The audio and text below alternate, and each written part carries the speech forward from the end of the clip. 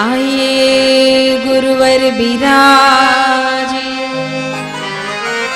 कथा कहमती अनुशार प्रेम सहित आवाहन करूं पधारिए मां भगवती के शान। आइए विश्वामित्र वशिष्ठ वाल्मीकि और व्यास मानव मात्र के हृदय में भर दो प्रेरणा भर दो प्रेरणा बोले सद्गुरुदेव की प्रज्ञा पुराण की जय। परम सद्गुरुना श्री चरण कमल में पुनः पुनः कोटि कोटि दंडवत प्रणाम साथे आओ आजना बीजा दिवसनो मंगल प्रारंभ श्रीमद प्रज्ञा पुराण कथानो करवा जई रह्या छे। त्यारे प्रज्ञा पुराणनी महत्वताने समझावता युग ऋषि दृष्टा वेद मूर्ति तपोनिष्ठ पंडित श्री राम शर्मा आचार्य जी कहे प्रज्ञा पुराण ए जीवननो भूमियो छे। आपने खबर छे के आपने ज्यारे नाना हता त्यारे बधा ज विषयनी गाइड मळती, एक ज गाइड होय अने एना उपर शुं लखेલું હતું? भूमियो है ने। शुरुआत में अमे तो लगभग केटला समय सुधी आ वापरेलू नहीं एटले खबर नहीं, पण एक दिवस अमारी साथे भणती छोकरीओ कहेवा लागी के भूमिया में बधुं ज आपेलू छे। तो मैं कीधुं के भूमियो एटले शुं? पण तेने बीजे दिवसे मने लावीने बताव्युं के आ जो आमां बधुं ज छे। त्यारे ये भूमियो शब्द शुं छे ए त्यारे मने खबर पड़ी, लगभग 7मा के 8मा धोरणमां। परम पूज्य गुरुदेवे कह्युं के प्रज्ञा पुराण ए आपना जीवन माटे भूमियो छे। भूमियो तो केवी रीते भूमियो कही शकाय? तमने खबर छे के आटली मोटी दुनिया अने आटली मोटी दुनियामां दुनियाना नक्शामां आपणे भारत देशने जोईए तो केटलो नानो देखाय, नानो सरखो देखाय। अने ए भारत देश में दिल्ली ने शोधीए तो एक नानु टपकू, दिल्ली मुंबई कलकत्ता मद्रास एने तमे जुओ के ज्यां लोको फरवा जाय छे, एक नानु सरखू टपकू छे। इच्छा थई गई के दिवाळीनुं वेकेशन छे, चालो फरवा जईए। अने फरवा गया, दिल्ली गया। दिल्ली तो गया पण दिल्ली गया पछी तमे स्टेशने उतरो के बस लईने के गाड़ी लईने गया होय तो तमारा उतारा उपर जाओ, पछी तमे विचार करो के हवे आ दिल्ली में तो आवी गया, हवे शुं करीए? बहार निकळो तो कदाच बजार जोवानी मळे, पण दिल्ली में शुं छे एने जे जोवा जेवा लायक स्थळ छे ए आपणने कोण बतावे? तमारी बस लईने गया होय तो बस ऊभी रहे ने बस अड्डा उपर એટલે તરત જ ત્યાં બધા ગાઈડ આવી જાય, ચલો દિલ્હી દર્શન। એટલે આપણે એને કહીએ કે ભાઈ અમારે આટલા કલાકમાં દિલ્હી દર્શન કરવા છે, તો આપણી બસમાં બેસી જાય, બસને એ રસ્તો બતાવતો જાય અને બધા દર્શન કરાવતો જાય, જ્યાં ઉતરવાનું હોય ત્યાં ઉતારે અને બધા દર્શન કરાવે, કહે કે આનું આ મહત્વ છે, આનું આ અને આ બનાવ્યું હતું, આ લાલ કિલ્લો આ રાજાએ બનાવ્યો, એના ઉપર આટલી વાર ચઢાઈ થઈ, આ કુતુબ મિનાર છે, આટલા માળનો છે, આટલું આમ છે, તેમ છે, આટલા પગથિયા, એ બધી જે વાત કરે એ ગાઈડ આપણી સાથે હોય તો આપણને બધી જ વસ્તુને સમજાવે કે આ લોટસ ટેમ્પલ છે ને આ છે તે છે। પણ ગાઈડ ન હોય ને પછી બસ લઈને સવારથી સાંજ સુધી દિલ્હીમાં ફરો તો कई जोईने आवो, रस्ता उपर बस चालती रहे, आपणे आमने आम बस सवारथी सांज सुधी फरे ने पाछा आवीने आपणी जग्या उपर रहीए अने फरीने पाछा आवीने आपणे कोई पूछे के भाई तमे दिल्हीमां इंडिया गेट जोयो तो, तमे कुतुब मीनार जोयुं तो? तो आपने कहीए के एवुं बधुं काई खबर नथी, पण फर्या अमे बहु दिल्हीमां। અમે ઘણું ફર્યા. જો આપની સાથે ગાઈડ ન હોય તો આપણને કઈ ખબર પડતી નથી. ફરી તો લઈએ. પરમ પૂજ્ય ગુરુદેવ કહે છે કે બેટા, આ જીવનની અંદર 5, 10 કે 15 દિવસની યાત્રા માટે નીકળીએ તો પણ આપણને એક નાના સરખા સ્થળને જોવા માટે પણ એક ગાઈડની જરૂર પડતી હોય, એક ભૂમિયાની જરૂર પડતી હોય. તો આપનું જીવન એ 80, 90 અને 100 વર્ષની યાત્રા માટે નીકળેલું છે. અને એમાં જો આવા પ્રજ્ઞા પુરાણ રૂપી ભૂમિઓ નહીં હશે ને તો આ જિંદગી આમની આમ પૂરી થઈ જશે. આ ભૂમિઓ છે એ આપણને બતાવશે કેમ જીવવું, કેમ ચાલવું. ગઈકાલે આપણને દર્શન કરાવ્યા, આપણને બતાવ્યું કે આપનું જીવન સ્વાર્થ માટે જ નથી, આ જીવન પરમાર્થ માટે આપેલું છે. આપણને દર્શન કરાવ્યા, આપણને બતાવ્યું, આપણને સમજાવવાનો પ્રયત્ન કર્યો કે સ્વાર્થી જીવન એ માણસનું ન હોવું જોઈએ. હે માનવ, તું સ્વાર્થી બન્યો હોય, તું પોતાનું જ વિચારતો હોય તો હવે તું બીજાનું વિચારતા શીખ. તો આપણે કહીશું કે બીજાનું વિચારીએ જ છે ને, પાડોશીનું તો ખાસ વિચારીએ છે. કેટલા આવ્યા ને કેટલા ગયા ને શું બનાવ્યું ને શું ખવડાવ્યું ને ક્યાં જવાના છે ને કેટલા દિવસ રહેવાના છે, કેટલા વાગે પાછા આવવાના છે, આ વખતે ચાવી કોણે આપીને ગયા. કેટલું બધું વિચારીએ છીએ આપણે. પણ એ વિચારવાથી કાંઈ મળવાનું નથી. નકામું આપના જ મગજ ઉપર આપણે વધારે પડતું બોધરેશન આપીએ છીએ. આ બધું વિચારીને જરૂર ખરું આમાંથી કઈ? જરૂર ખરું? કાંઈ જરૂર નહીં, કોઈ જરૂર નથી. પણ ન જરૂરનું ન કામનું આપણે વધારે વિચારીએ છીએ અને એટલે તકલીફ થાય છે. જે વિચારવાનું છે એ વિચારવાનું ભૂલી જઈએ છીએ. પરમ પૂજ્ય ગુરુદેવે એટલે પ્રજ્ઞા પુરાણના પ્રથમ સત્રમાં, પ્રથમ અધ્યાયના પ્રથમ મંત્રમાં આપણને બતાવ્યું, લોક કલ્યાણ કૃત ધર્મ ધારણા સંપ્રસારક વૃતિયાયાવરો માન્યો દેવર્ષિ. લોક કલ્યાણ એ સાચો ધર્મ છે.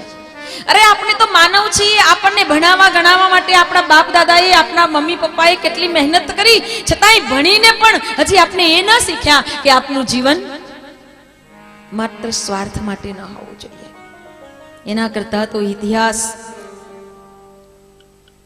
રાવણ જ્યારે સીતા માતાને લઈ જતો હતો ને તે વખતે સીતા માતા જ્યારે સાદ કરતા હતા કે મને કોઈ બચાવો, મને કોઈ બચાવો, મને કોઈ બચાવો. આકાશ માર્ગે લઈ જનાર એ રાવણ સીતા માતાની અંતરની વેદના હૃદયમાંથી નીકળતો સાદ એક જટાયુએ સાંભળ્યો. જટાયુએ વિચાર કર્યો કે આ તો એક નારી, એક અબળાનું અપહરણ થઈ રહ્યું છે, આ તો એના દર્દની વેદનાનો અવાજ છે, હવે મારાથી બેસી ન રહેવાય. અને તરત જ જટાયુ રાવણની સામે લડવા તૈયાર થઈ ગયા. હવે જટાયુની શક્તિ કેટલી અને રાવણની શક્તિ કેટલી? જટાયુએ એ સમયે જો એમ વિચાર્યું હોત કે આ તો રાવણ છે, અતિ બળિયો છે, એની સામે આપણું કાંઈ ન ચાલે, આમાં એની સામે લડવા જઈશું તો આપણું તો બધું જ નાશ થઈ જશે. જટાયુએ એવું નહોતું વિચાર્યું. આજે સત્યની સામે લડવા માટે આજે દરેક વ્યક્તિ પાછો પડે છે કે નારે ના, એ ભલે જે કરે તે, આપને એમાં કાંઈ માથું મારવું બીક લાગે છે કે મારું કાંઈ જતું રહેશે, મને કાંઈ મળવાનું નથી. પણ જટાયુએ એવું નહોતું વિચાર્યું અને તેથી જટાયુ રાવણની સામે લડવા લાગ્યા, એને ચાંચ મારવા લાગ્યા, એને રંજાડવા લાગ્યા, એને હેરાન પરેશાન કરવા લાગ્યા કે કેમ કરીને પણ એ સીતા માતાને છોડી દે. રાવણે તલવાર કાઢી અને જટાયુની પાંખ કાપી નાખી. જટાયુની પાંખ કપાઈ ગઈ તો એક પાંખે પણ મહેનત કરીને ઉડતા ઉડતા લડાઈ કરતા રહ્યા અને રાવણને પરાસ્ત કરવાનો પ્રયત્ન કરતા રહ્યા. રાવણે બીજી પાંખ કાપી નાખી. છેવટે જટાયુ જમીન ઉપર પછડાઈ ગયા. જટાયુની પાંખ કપાઈ ગઈ તો પણ એ સત્યની સામે ઝઝૂમતા રહ્યા, સત્કાર્ય માટે ઝઝૂમતા રહ્યા. અને આપને તો સત્કાર્ય માટે જવાનું કહે તો આપને તો આપનો પગાર કપાઈ જાય એની વિચાર કરીએ. એક દિવસની આવક જતી રહે એનો વિચાર કરીએ. નારે રજા કોણ પાડે? જટાયુની બંને પાંખ કપાઈ ગઈ, જટાયુ જમીન ઉપર ફસડાઈ પડ્યા. તો શું એને શું મળ્યું?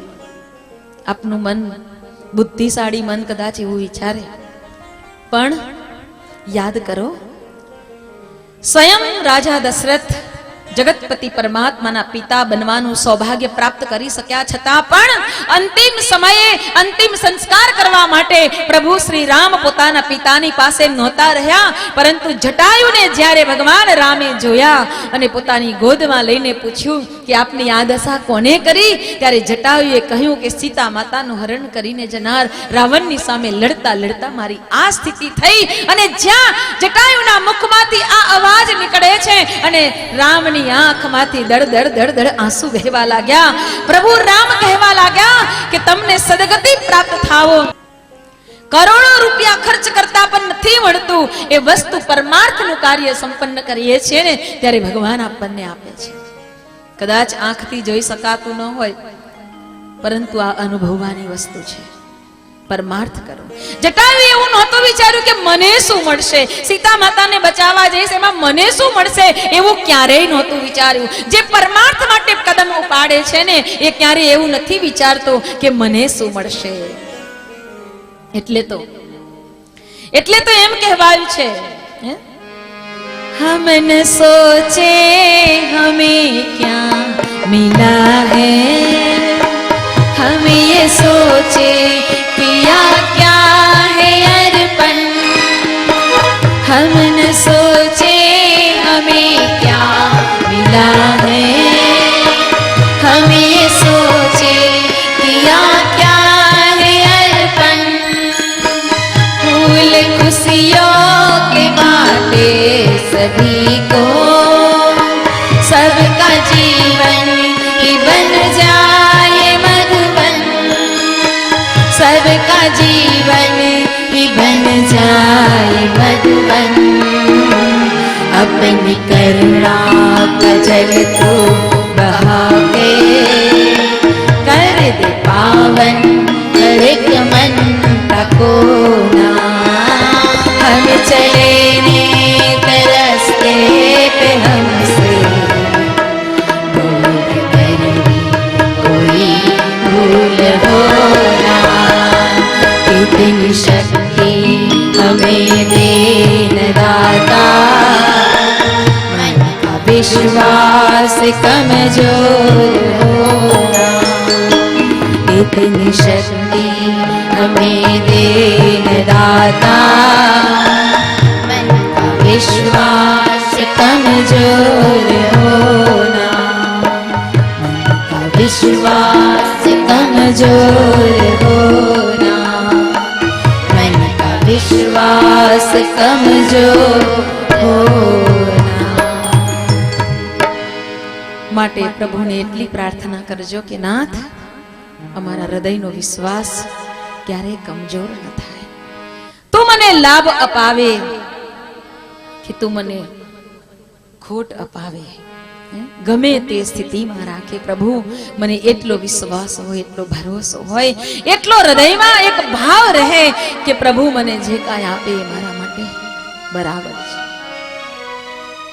ગમે તેવી સ્થિતિની અંદર પણ પરમાર્થને કદી ન છોડો, એવા સુંદર અમૃત વચન એ યુગ ઋષિ આપણને કહે.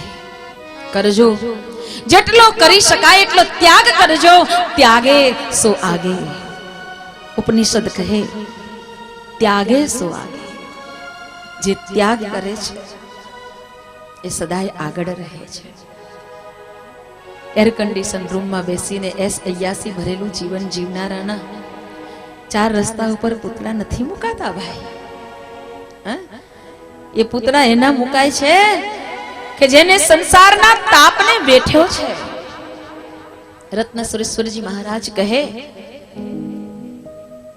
અમે તમને ગાળો દઈએ ને તો એ તમે સહન કરી લો, અમે તમારા ઉપર કચરો નાખીએ ને તો એને સહન કરી લો, અમે તમારા ઉપર થૂંકીએ ને તો એને સહન કરી લો, અમે તમને જેટલા બદનામ કરી શકીએ એટલા કરીએ ને તો એ કરી લેવા દો, અમે તમને જૂતાનો માર મારીએ ને તો એ માર સહન કરી લો, અમે તમને ખાસડાનો હાર પહેરાવીએ ને તો ફૂલના હારની જેમ એનો સ્વીકાર કરી લો, અમે આટલું બધું કર્યા પછી તમને મારી પણ નાખીએ ને તો એ બધું સહન કરી લો, આટલું સહન કરશો ને પછી અમે તમારી સરસ મજાની મૂર્તિ બનાવીશું અને લોકો તેને પૂજે એવી જગ્યાએ મૂકીશું. આ મૂર્તિ એમને એમ નથી બનતી ભાઈ. મૂર્તિનું નિર્માણ પણ ત્યારે થાય છે કે એ પથ્થર ઉપર શિલ્પી ચડી બેસે છે અને છીણી અને હથોડો લઈ અને એને બરાબર ઠપકારે છે, ત્યારે એમાંથી મૂર્તિનું નિર્માણ થાય છે. માણસ સાચો માણસ એમને એમ નથી બનતો, ત્યાગે સુઆગે એને ત્યાગ કરવો પડે છે. પોતાની અંદર રહેલી જે કોઈ કસાય કલમસ કુંઠા કાલીમાં જે કઈ ખરાબ તત્વ છે, જે મલિનતા છે એને છોડવા માટે તો આ સત્સંગ છે. આ સત્સંગમાં એટલે બેસવાનું છે. સત્સંગમાં એટલે નથી બેસવાનું કે ચાલો જઈએ ઘરમાં 2 કલાક પંખો ચાલશે તો લાઇટ બિલ વધારે આવશે, એના કરતા ત્યાં પંખા નીચે જગ્યા શોધીને બેસીશું. સંગીત સારું વાગતું હશે, પેલા બેન બોલતા હશે તો ઊંઘ સારી આવશે. એટલે નથી બોલાવ્યા ભગવાને. ભગવાને એટલે બોલાવ્યા છે કે તું આવ એટલે હું મારો છીનીને હથોડો બરાબર ચલાવ. એક સાચા માનવનું નિર્માણ કરવા માટે ભગવાને આપણને બોલાવ્યા છે, એમને એમ નથી થતું. અને તેથી જ દેવર્ષિ ઋષિ નારદ પરિભ્રમણ કરી રહ્યા છે. અને આજના બીજા સત્રની અંદર દેવર્ષિ ઋષિ નારદ પરિભ્રમણ કરી રહ્યા છે ત્યારે યુગ ઋષિ લખે છે, એકદા હૃદયતસ્ય જિજ્ઞાસામ સમુપાસ્થિતા બ્રહ્મ વિદ્યાવગાહાય કાલ ઉચ્યેતુ પ્રાપ્યતે. એકદા હૃદયતસ્ય, એક દિવસ હૃદયમાં જિજ્ઞાસા જાગી છે. કોના? નારદજીના હૃદયમાં. નારદજીના હૃદયમાં જિજ્ઞાસા જાગી છે કે ચાલ આ મૃત્યુલોકમાંથી તો બહુ સારા સમાચાર આવે છે. કેવા? તો કે ધરતી ઉપર પૃથ્વી ઉપર ચાલનારો માણસ આકાશમાં ઉડવા લાગ્યો. એમ? હા, તમે જુઓ, ખાલી 1 જ વર્ષ પછી માણસની સ્થિતિ જોશો ને તો ખબર પડશે કે જે માણસ ચાલીને જતો હતો એ સાયકલ લઈને બેઠો હશે, જે સાયકલ ઉપર જતો હતો એ બાઇક લઈને બેઠો હશે, જે બાઇક થી ચાલતો હતો એ 4 વ્હીલ લઈને બેઠો હશે, જેની પાસે નાની ગાડી હતી એ મોટી ગાડી લઈને બેઠા હશે, જેની પાસે 1 હતી એ 2 લઈને બેઠા હશે, જેને 1 માળનું રહેવાનું બિલ્ડિંગ ઠેકાણું નહોતું એ સરસ નાનું સરખું ઝૂંપડું બનાવીને રહેતો હશે, અને એક માળનું હતું એ 2 અને 2 હતા એ 3 કરીને બેઠા હશે. છે ને પ્રગતિ? સંસારનો માણસ દિવસે દિવસે પ્રગતિ કરતો રહે છે.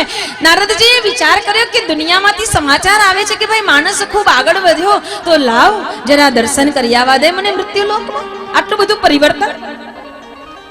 અને દેવર્ષિ ઋષિ નારદ પરિભ્રમણ કરવા નીકળ્યા છે. ત્યારે પરિભ્રમણ કરતા કરતા એમને દુનિયાના લોકોની સ્થિતિ જોઈ. ભૌતિક સ્થાને પ્રાપ્ત કરવા માટે માણસ પ્રગતિ કરવા માટે દોડી રહ્યો છે. સ્વભાવ છે માણસનો કે એને હંમેશા કંઈક વધારે મેળવવું છે. એ દરેકના હૃદયની ચાહ છે કે મને કંઈક વધારે મળે, મને કંઈ વધારે મળે. સામાન્ય ક્લાર્ક હોય તો કે હું હેડ ક્લાર્ક બનું, એમાંથી પછી કંઈક આગળ બને તો એમાં જાઉં. શિક્ષક હોય તો હું મોટો માસ્તર બનું, હેડ માસ્તર બનું. એક થી એક સ્ટેપ એને ઉપર જવું છે. તાલુકામાં હોય તો એમ થાય કે હું કોઈ સારું સભ્યનું પદ લઉં, એમાંથી હું સરપંચ બનું. સરપંચ હોય તો એને એમ થાય કે હું નગરપાલિકામાં જાઉં, અહીંયા હોય તો હું આમાં જાઉં. દરેકને એક અંતરમાં ચાહ છે કે હું આગળ વધું, આગળ વધું, આગળ વધું. પરંતુ પરમ પૂજ્ય ગુરુદેવ યુગ ઋષિ યુગ દ્રષ્ટા વેદ મૂર્તિ તપોનિષ્ઠ પંડિત શ્રી રામ શર્મા આચાર્યજી બતાવે છે કે બેટા દુનિયાના માનસની ચાહ જરૂર પ્રગતિ તરફ છે, પરંતુ એ માત્ર ને માત્ર ચાહ કેવળ ભૌતિક હશે તો એ કાંઈ પ્રાપ્ત નહીં કરી શકે. એ જો ભૌતિક જ હશે તો કાંઈ પ્રાપ્ત નહીં કરી શકે. જેમ આપણને એમ થાય કે હું આમાં બેઠો છું તો આમાંથી આગળ વધું, મારી એક ફેક્ટરી છે તો મને બે મળવી જોઈએ, હું બેનો માલિક બનું. એને એમ થાય કે એક કરતા બેના માલિક બનીએ તો જરા સ્વાટો પડે ને ભાઈ. ધીમે ધીમે એમ તો થાય ને કે નહીં મારું કઈક. દરેકની ચાહ છે, પરંતુ કેવળ ભૌતિક હશે તો જેમ તમે આ ક્ષેત્રની અંદર પ્રગતિ ઈચ્છો છો એમ યુગ દ્રષ્ટા આપણને એટલી જ વાત કહે છે કાનમાં કે બેટા જેમ તું ભૌતિક સ્તરને વિકસિત કરતો જાય છે તેમ તારા આંતરિક સ્તરમાં પાછો ન પડતો એને પણ વિકસિત કરતો રહેજે. એમ થાય કે આજે એક સંકલ્પ કર્યો, કાલે કહ્યું હતું ને કે એક સંકલ્પ કરજો, તો એક સંકલ્પ કર્યો કે ચલો કાંઈ નહીં તો હું સવારમાં વહેલા ઉઠવાનો નિયમ લઉં છું. વહેલા ઉઠવાનો નિયમ લઉં છું. વહેલા તો ઉઠી ગયા, પણ વહેલા ઉઠીને શું કરશો? તો અત્યાર સુધી તો કાંઈ કરતા નહોતા, આટા ફેરા અને આશીર્વાદ, નાયા ધોયા આમ તેમ ફર્યા અને સમય થયો એટલે કામે ચાલવા માંડ્યા. પણ એક સંકલ્પ કરીએ કે જેને મને જીવન આપ્યું, જેને મારું જીવન ચલાવ્યું, જેને મને આટલા આટલા સ્થાન સુધી પહોંચાડ્યો, હે પ્રભુ આજથી હે કૃપાનાથ તારી કૃપાને પાત્ર બની મારી ભૌતિક પ્રગતિ કરાવીને એવી મારી આંતરિક પ્રગતિ થાય એ માટે હું તારી પાસે થોડો સમય બેસીશ. ભગવાનની પાસે થોડી વાર બેસો, એની પાસે બેસો. તો એકવાર કોઈએ એવો પ્રશ્ન કર્યો કે એની પાસે બેસવાની શું જરૂર છે? ઈશ્વર તો સર્વવ્યાપી છે. તો વાત પણ સાચી છે કે ઈશ્વર તો સર્વવ્યાપી છે. તમે જ્યાં બેસો ત્યાં પણ એનું નામ લઈ શકાય, જ્યાં હોય ત્યાં લઈ શકાય, નામ તો ચોક્કસ લઈ શકાય. અમે સ્ટુડિયોમાં ગયેલા ને ત્યાં અમારા દીપેશભાઈ છે ઓર્ગન વગાડનારા, એ મને કે બેન હું પણ છે ને ગાયત્રીની ઉપાસના કરું છું. મેં તો સરસ કહેવાય, સારું કહેવાય.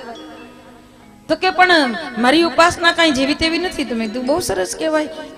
કેટલી કેવી ઉપાસના કરો છો? હું 8 કલાક ગાયત્રીના જાપ કરું છું. 8 કલાક? તો કે હા હું 8 કલાક ગાયત્રીના જાપ કરું છું. તો મેં કીધું 8 કલાક તમે ગાયત્રીના જાપ કરો તો તમે ઘર કેવી રીતે સંભાળો? તમારું કામ કેવી રીતે કરો? તમે ધંધો તમારું જે કાંઈ કરતા હોય એ કેવી રીતે સંભાળો? તો કે હવે હું અહીંયાથી જઈશ ને એટલે હું મારું બધું કામ કરતા કરતા જાપ શરૂ કરી દઈશ. તમે હરતા ફરતા એનું નામ લો એ વાત બરાબર છે, પણ અંતરથી અંતરના નાથની સાથે જ્યારે તાર મેળવવો હોય ને ત્યારે એની પાસે બેસવું પડે છે ભાઈ. પરમ પૂજ્ય ગુરુદેવ કહેતા કે બેટા એ વાત બરાબર છે કે આપણને જ્યાં ત્યાં આપણી ગાડી ચાલે, ક્યારે ચાલે? ગાડીમાં પેટ્રોલ પૂરેલું હોય ત્યારે ચાલે. પણ પેટ્રોલ પૂરવામાં પેટ્રોલ ખાલી થઈ જાય એટલે કાંઈ આપણાથી બૂમ ન પડાય, એ પેટ્રોલ પંપ નજીક આવી જાય, મારી ગાડીમાં પેટ્રોલ પૂરું થઈ ગયું છે, પૂરી જાય એમ ના કહેવાય. પેટ્રોલ પૂરવું હોય તો પેટ્રોલ પંપ પાસે આપણે જાવું પડે છે, અથવા ત્યાં જાવું તો પડે જ. તમારે ભલે તમે કોઈ કેનમાં લઈને આવો તો પણ તમારે ત્યાં તો જવું જ પડે. તમારા ઘરમાં પેટ્રોલ પંપ ન ખોલી શકાય. પણ ભગવાને તો એટલી પણ કૃપા કરી, ઋષિ મુનિઓએ કૃપા કરી કે આપણને ઘરે ઘરે એ શક્તિને પ્રાપ્ત કરવા માટે ઘરમાં એક મંદિર રાખવાની વ્યવસ્થા બતાવી. એક સારું સ્થાન બનાવો, એની પાસે બેસો, એની પાસે બેસીને એ શક્તિનું સ્તોત્ર પ્રવાહ છે એની પાસે બેઠા પછી તમે ભાવથી તેનું સ્મરણ કરતા કરતા અંતરથી અંતરના નાથ ની સાથેનો તાર જોડો તો અવશ્ય એની પાસેથી એક દૈવી પ્રવાહ આપના ભીતરમાં આવશે. એ દૈવી પ્રવાહ આપણા અંતઃકરણની અંદર એક આંતરિક યાત્રાને આગળ વધારશે. આપણી યાંત્રિક યાત્રા પણ આંતરિક પ્રગતિ પણ આપની સદાય જશે. જરૂર સાધો. દેવર્ષિ ઋષિ નારદ જ્યારે પરિભ્રમણ કરતા હતા અને પરિભ્રમણ કરતા કરતા એમને જોયું, પરમ પૂજ્ય ગુરુદેવ એટલે કહે છે બ્રહ્મ વિદ્યાવગાહાય કાલ ઉચ્ચેત પ્રાપ્યતે. યુગ ઋષિ કહે કે નારદજી જ્યારે પરિભ્રમણ કરતા હતા ને પરિભ્રમણ કરતા કરતા એમને જોયું કે કેટલાક લોકો ખૂબ ઢોલક મંજીરા ને ઘૂઘરા ને બધું લઈ અને ભગવાનનું સ્મરણ કરે છે, કીર્તન ભક્તિ.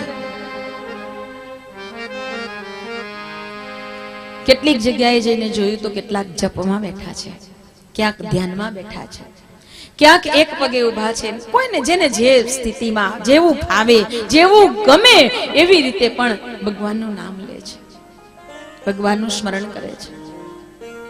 અને કેટલાક જેને કાંઈ ખબર જ નથી કે ભગવાન કોણ છે, એ માત્ર ખાઈ પીવે અને એસ અયાસી, મતલબ કે મોજ મસ્તીમાં જીવન જીવે, પેટ પ્રજનન સિવાય બીજું કાંઈ ખબર નથી.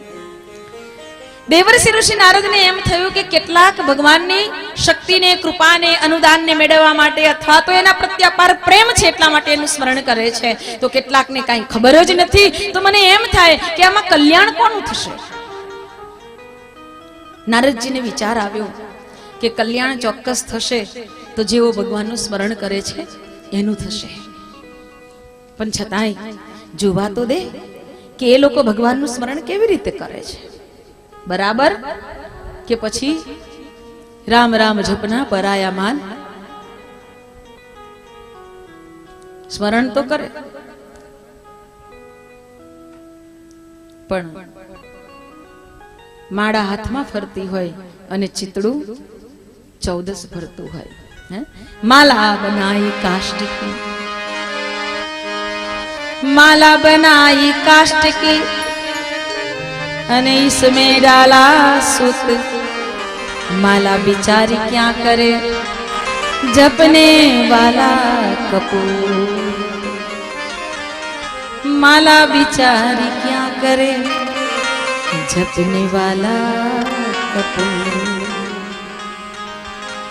बेस बनाया साधु का, बेस बनाया साधु का, माला पहनी 4, हंस बने बैठे ऊपर से और भीतर विषधरना, हंस बने बैठे ऊपर से भीतर विषधर. આમ તો એવું જ લાગે કે આ બહુ મોટા ભગત છે, સાધુ છે. એટલે પૂજ્ય જલારામ બાપા એમ કહેતા કે માણસને સાધુ થવાની જરૂર નથી, સીધા થવાની જરૂર છે. સીધો થઈ જાય તોય બહુ ઘણું થઈ જાય, સાધુ નહીં બને ચાલશે. ક્યાં અટકવું, ક્યાં છટકવું ને ક્યાં લટકવું એટલી ખબર પડી જાય ને તો માણસને ભટકવું ના પડે. એને ભટકવું ના પડે. જેટલું જાણવાનું છે એટલું જાણીએ. જોયું બધાને કે કેવા છે જોવા તો દે. અને નારદજી એક મંદિરમાં વેશ બદલીને ગયા તો ભાઈ એટલો જલ્દી જલ્દી રામાયણનો પાઠ કરે. એટલે નારદજીએ પૂછ્યું કે અરે મહોદય આપ શું કરી રહ્યા છો? ખબર નથી પડતી, હું પાઠ કરું છું, ડિસ્ટર્બ નહીં કરો. નારદજી કે આનું તો નામ લેવાય એવું નથી, આનું નામ લેવાય એમ નથી. છતાંય નારદજી ઉભા છે. પેલા ભાઈએ પાઠ પૂરા કર્યા એટલે નારદજી ધીમે રહીને એની પાછળ પાછળ ગયા અને પૂછ્યું કે તમે મંદિરમાં દરરોજ આવો છો? હા, મારો નિયમ છે મંદિરે આવવાનો. તમે પાઠ કરતા હતા? તો કે હા. શેનો પાઠ કરતા હતા? રામાયણનો પાઠ કરતા હતા. હું રામાયણ મારો દરરોજનો નિયમ છે કે પાઠ કરવાનો. તો તમે આટલો જલ્દી જલ્દી પાઠ કર્યો કે એનું એક પણ અક્ષર ક્યાંય ખબર ન પડી? પેલા ભાઈએ કહ્યું કે આમ તો હું શાંતિથી કરું છું પણ આજે થોડી ઉતાવળ છે. કેમ? મારા નાના ભાઈએ 5 ફૂટ જમીન પચાવી લીધી છે ને એટલે આજે કોર્ટમાં સુનાવણી છે અને એટલે મારે આજે કોર્ટમાં જવાનું છે. ભગવાનને પ્રાર્થના કરવા આવ્યો હતો કે આ ચુકાદો મારા તરફ આવે. વિચાર કરો કે જે રામાયણની અંદર 2 ભાઈઓ ગાદીને ગેડી દડાની જેમ ફટકારતા રહે કે મારે નથી જોઈતી, પેલો કે મારે નથી જોઈતી. જે રામાયણ ભાતૃ પ્રેમ શીખવાડે અને એ રામાયણનો પાઠ કરનાર ભાઈને કોર્ટની કચેરીઓ ગણાવે. તો ક્યાં એ રામાયણ શું કરશે? પરમ પૂજ્ય ગુરુદેવ એટલે કહેતા કે કથા સાંભળ્યા પછી કથામાંથી જે સારામાં સારા બૌદ્ધ વચનો છે એને જીવનમાં અપનાવવા પડે છે, એને ધારણ કરવા પડે છે. કથા માત્ર સાંભળવા માટે નથી, કથા તો અંતઃકરણમાં અજવાળું લાવવા માટે છે. કથા તો અંતઃકરણમાં અજવાળું લાવવા માટે છે. અને એટલે તો હૃદયમાં બેઠેલા ભગવાનના ચરણોમાં આવા શુભ અને પવિત્ર ઋષિઓના જે અમૃત વચનો છે એને અંતઃકરણમાં ધારણ કરીએ. નારદજીએ જોયું કે આ તો ગંભીર સ્થિતિ, હવે આમાં કોનું કલ્યાણ થાય મને તો કઈ સમજાતું નથી. નારદજીએ ઘણો પ્રયત્ન કર્યો સંશોધન કરવાનો કે સમજણ મેળવવાનો કે પછી એમાંથી કઈક રસ્તો શોધવાનો, પણ કઈ ખબર ન પડી. નારદજી વિચાર કરવા લાગ્યા કે હવે આ દુનિયાના લોકોને કોઈ સાચો રસ્તો મળવો જોઈએ તો જ એમનું આત્મકલ્યાણ થશે, નહીં તો આત્મકલ્યાણ નહીં થાય. અને આત્મકલ્યાણ કઈ રીતે થાય એવો કોઈ સરળ માર્ગ શોધી લાવવો જોઈએ. બધાને અત્યારે સહેલું જ જોઈએ ભાઈ, બધા શોર્ટકટમાં માને છે કે નહીં? શોર્ટ કપડામાં માનતા થઈ ગયા તો પછી શોર્ટકટ તો વાત જ જવા દો. ઘરની વહુ કેપરી પહેરીને ફરતી હોય તો મને એમ થાય કે હવે આ ઘરના બા હશે કે વહુ હશે કે દીકરી હશે કે શું હશે ખબર નહીં. એટલા બધા જમાનાની અંદર ઓતપ્રોત ન થઈ જાવ કે માણસ પોતાના અસ્તિત્વને પોતાના હાથે કચડી નાખે.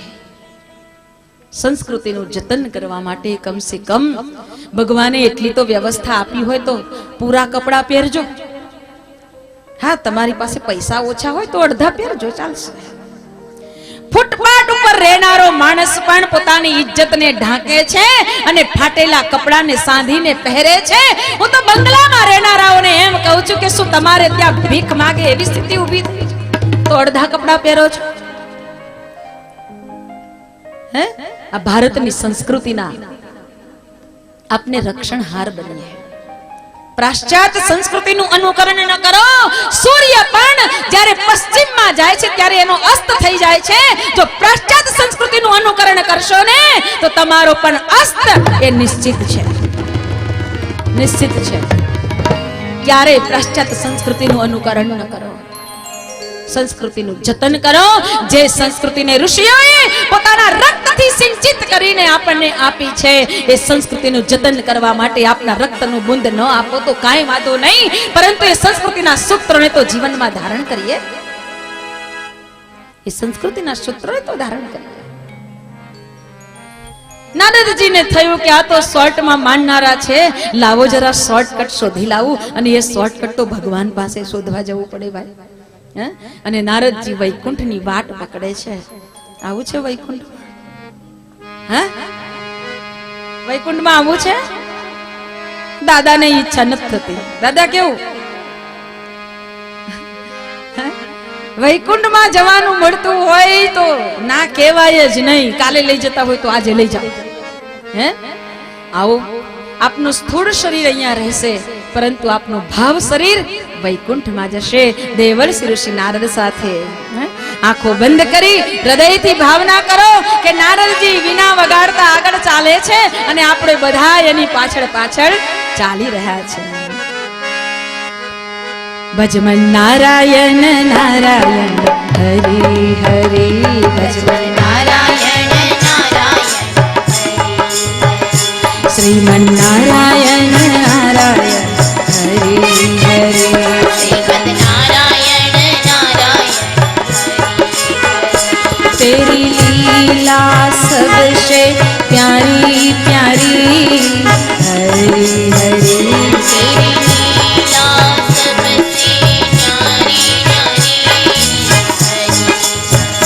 तेरी लीला सबसे प्यारी प्यारी,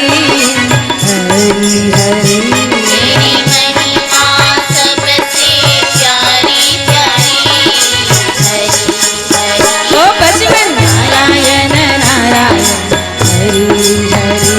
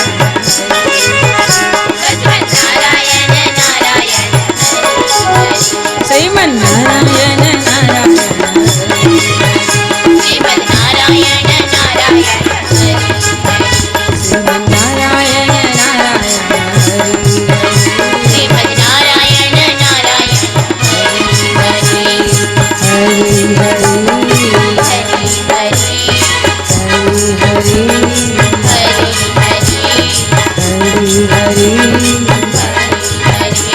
બોલ કૃષ્ણ કનૈયા કી ભગવાન સ્મરણ કરતા દેવર્ષિ નારદ વૈકુંઠ પહોંચ્યા. ભગવાનનું દર્શન કરતા નારદજીએ નમન વંદન કરી પ્રાર્થના કરી છે. અંતઃકરણના ભાવ પ્રભુ ચરણમાં વ્યક્ત કર્યા. નમસ્કાર કરતા કરતા નારદજીએ સ્તુતિ કરી છે. શાંતાકારં ભુજગશયનં પદ્મનાભં સુરેશં વિશ્વાધારં ગગનસદૃશં મેઘવર્ણં શુભાંગં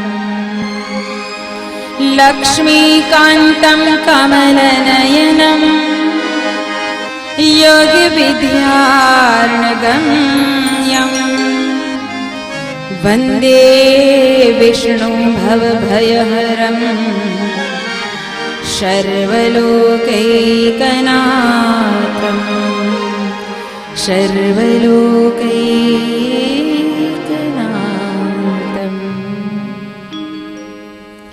સર્વના ભયને દૂર કરનારા, સર્વનું પોષણ કરનારા, સર્વના રક્ષણહાર રૂપ શાંત ચિત્તે બિરાજિત, ભુજંગની કહી શકાય શાપની પથારીમાં સુનાર, છતાંય શાંત ચિત્તે સૂતા છે એવા પ્રભુના ચરણોમાં વંદન કરી સ્તુતિ વંદના કરીને દેવર્ષિ ઋષિ નારદને આવવાથી ભગવાન ખુશ થયા. આવો આવો દેવર્ષિ, કેમ આવવું થયું? ભગવાન આનંદિત થઈ ગયા નારદજીને જોઈને. કારણ કે નારદજી જ્યારે જ્યારે ભગવાન પાસે ગયા ને ત્યારે નારદજીએ ક્યારેય એવું નથી કહ્યું કે હવે મારી બાજુ જુઓ, કે મારા લગ્ન કરાવી દો, કે મારો ધંધો સારો ચાલે એવું કંઈ કરો. જ્યારે જ્યારે નારદજી ભગવાન પાસે ગયા ત્યારે ત્યારે ભગવાન પાસે જઈને નારદજીએ માત્ર ને માત્ર સંસારના જીવોના કલ્યાણ માટેની વાત કહી છે કે જીવો દુખી છે, તડપે છે, હે પ્રભુ કોઈ રસ્તો બતાવો કે તેઓને સાંત્વના મળે, તેઓ સુખી થાય. ક્યારેય પોતાના માટે નથી માંગ્યું. હંમેશા હા, આપત્તિની સ્થિતિ હોય, કોઈ વિશેષ એવી પરિસ્થિતિ હોય અને કાંઈ માંગવું પડે એટલે કે કાંઈક કહેવું પડે તો ભગવાનને જરૂર કહીએ. એને ન કહીએ તો બીજા કોને કહીએ?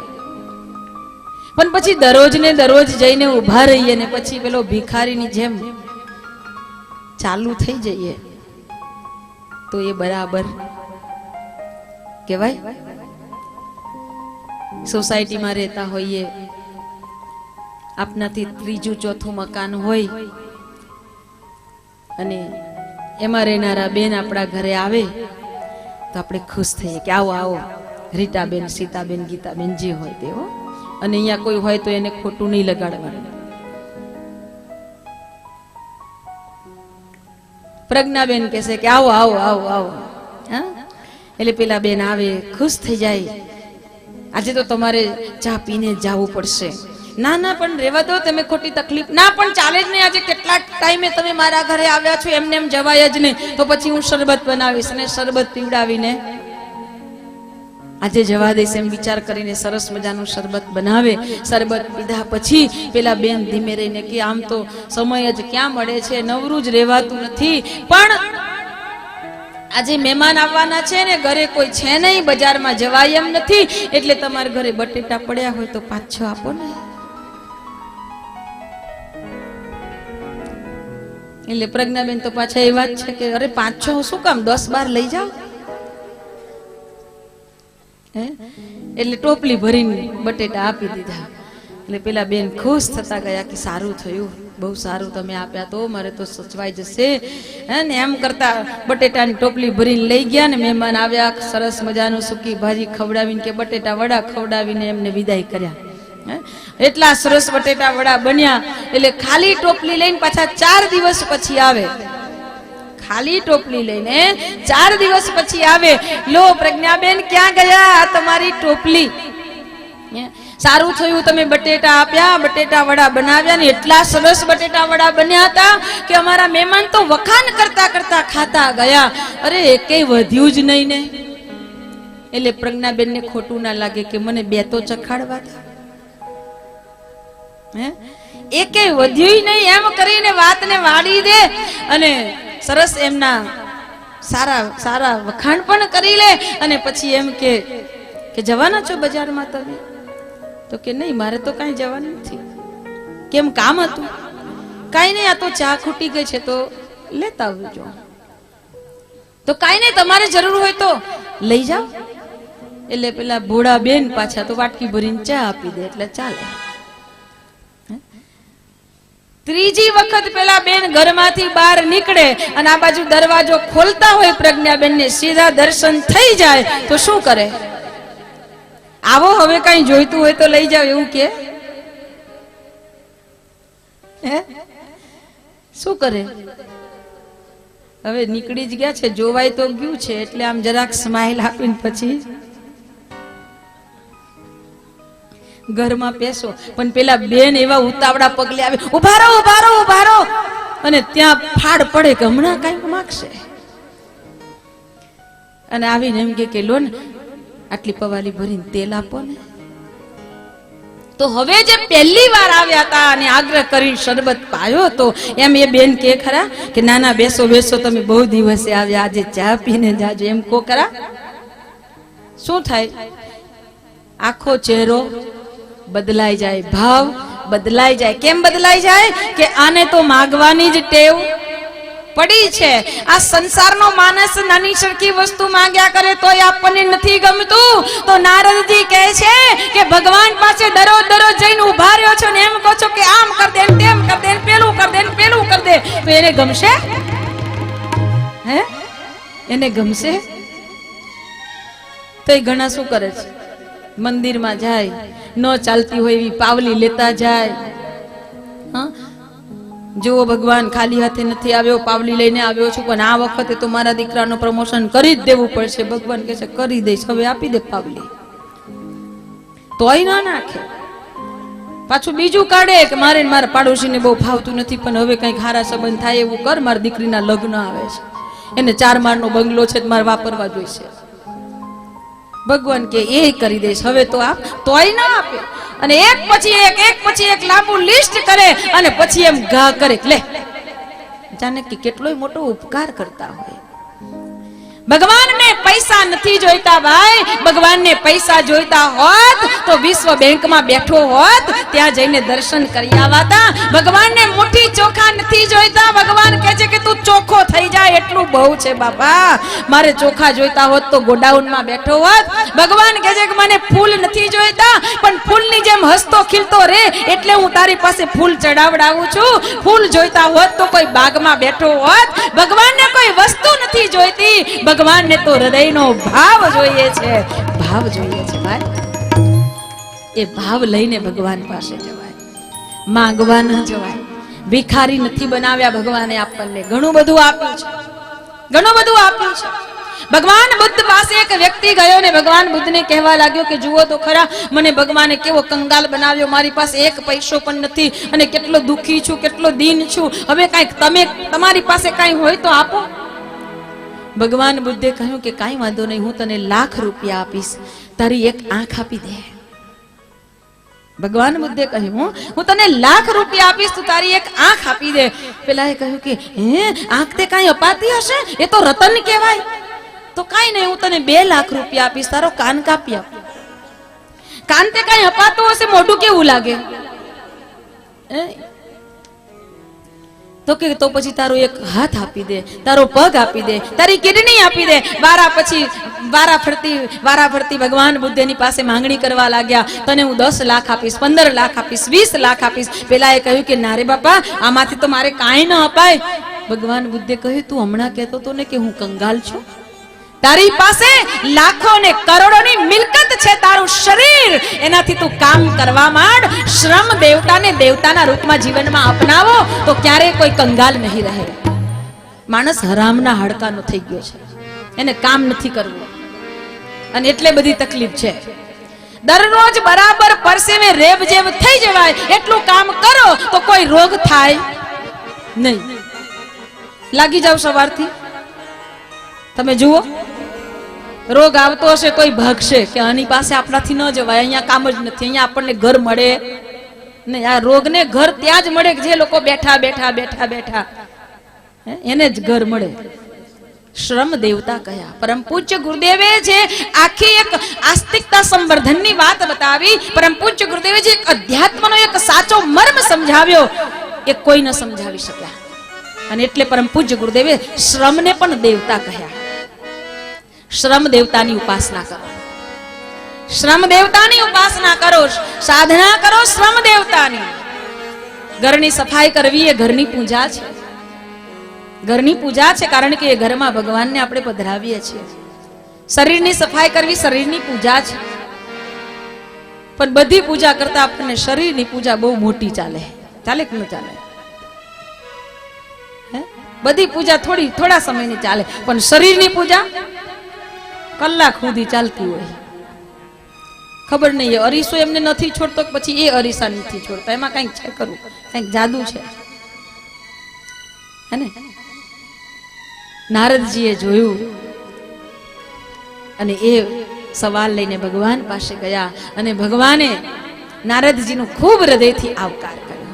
એમ કહેવાનો મતલબ મારો એ છે કે નારદજીની જેમ આપના ભીતરમાં પણ પરમાર્થ વૃત્તિ જાગશે ત્યારે ભગવાન આવકારશે.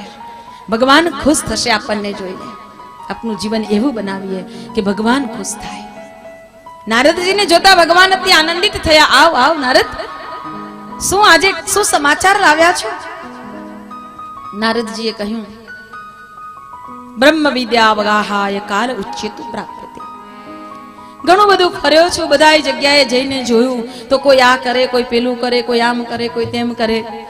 પૂજા પાઠ સાધના આરાધના હોમ હવન યજ્ઞાદિ કર્મ ગમે તે કાંઈ ને કાંઈ કરે છે, પણ ઘણા એવા છે કે જેને કાંઈ ખબર નથી પડતી, ઘણા એવા છે કે કર્યા પછી પણ એમાંથી કાંઈક ને કાંઈક મેળવવાની આશા છે, ઘણા એ કર્યું છે તો એનું મર્મ શું છે એ સમજ્યા નથી.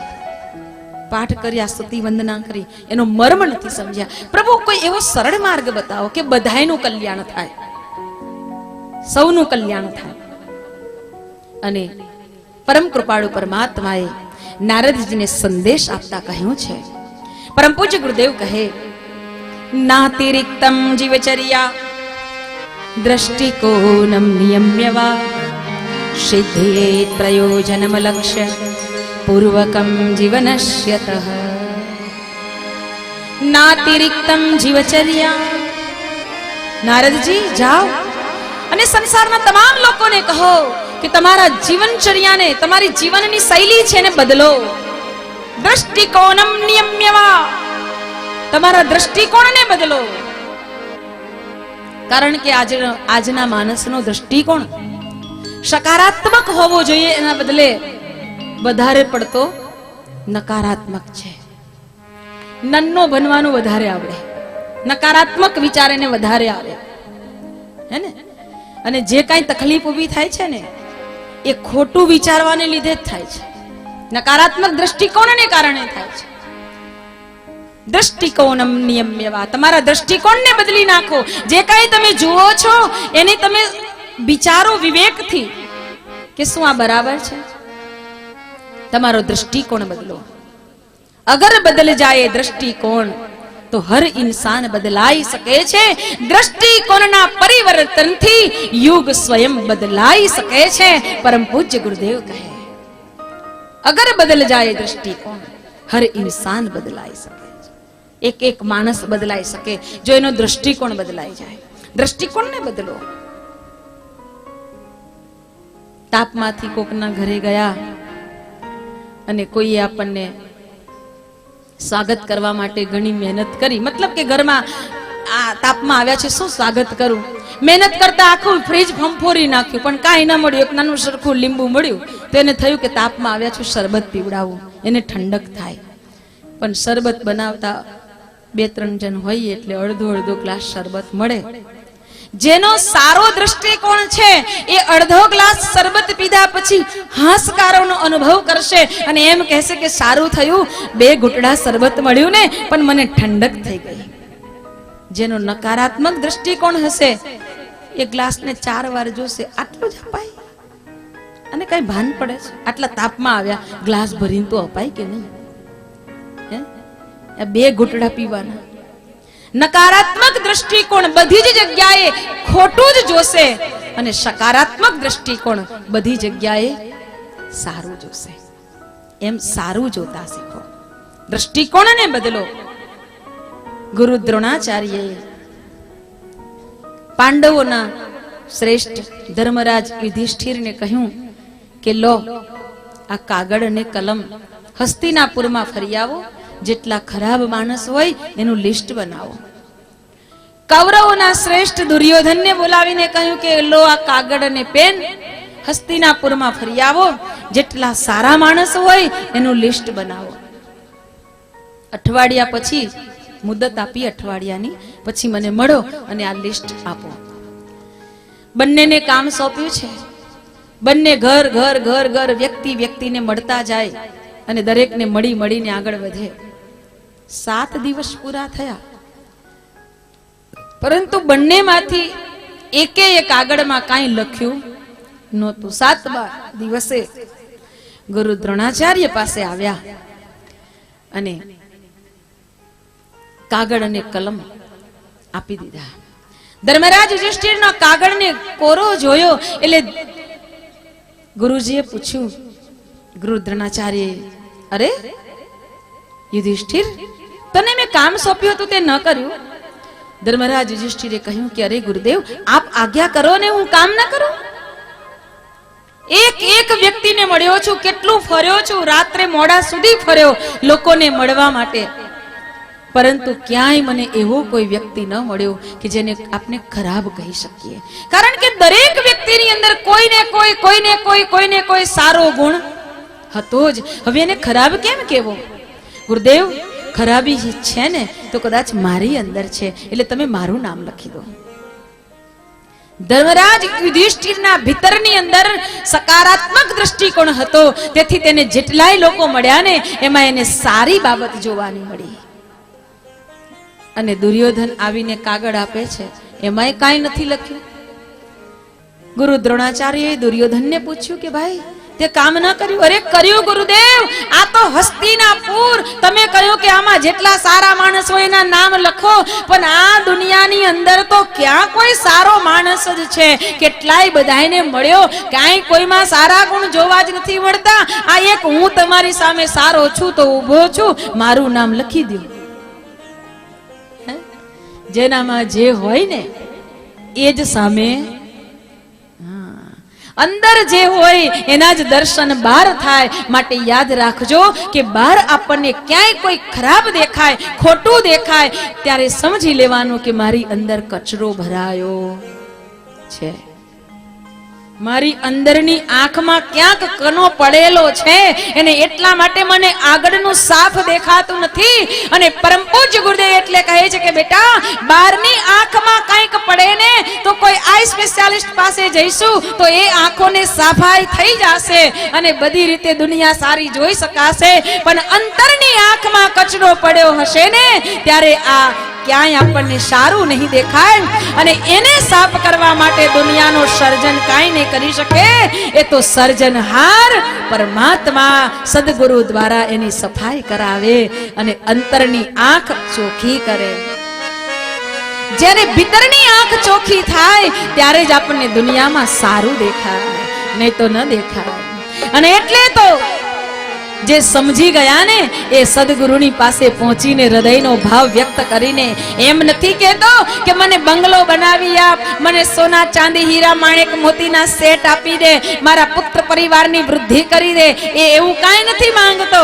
એવા સદગુરુની પાસે જાય ને તો એટલું જ માંગે છે, ગુરુ મારા અંતરની આંખ ઉઘાડો રે, ગુરુ મારા અંતરની આંખ ઉઘાડો રે, ઓ ગુરુ મારા અંતરની આંખ ઉઘાડો.